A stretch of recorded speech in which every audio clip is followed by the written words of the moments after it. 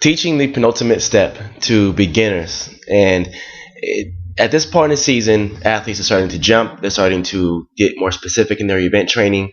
And this video is yesterday's practice with our new beginners. Some of them is their first actual jump practice. Some other ones are their second year.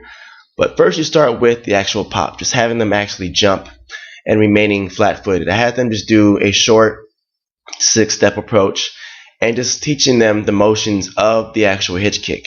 Again, if you know me, you know that I teach the hitch kick for beginners and work them into better transitions.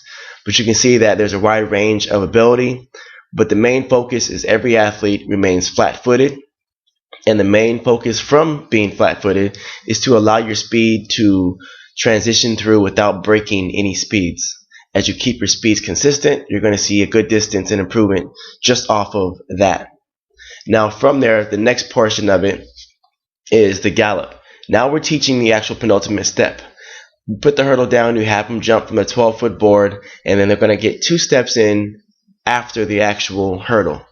What this does for them is it creates this position of, bringing the hips up and dropping the hips.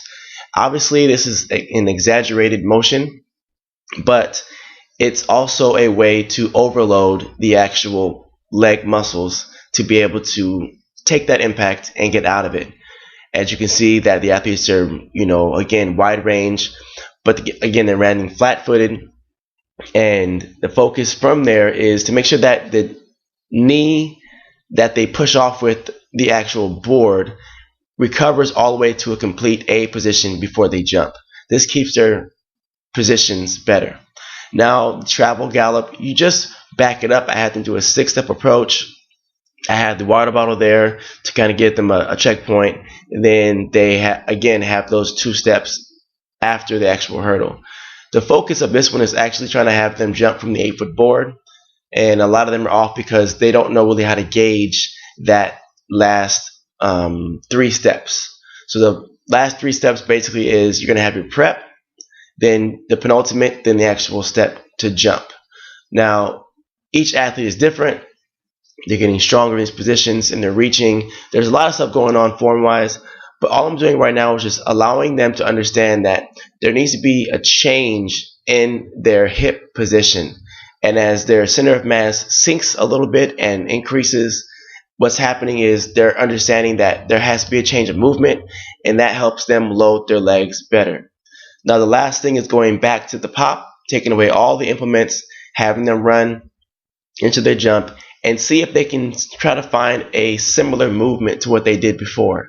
Now, these are just a few athletes that did it that I think you can see a difference in. You can see that she preps here and then gets to her jump. It's really subtle, but she understands that something has to happen.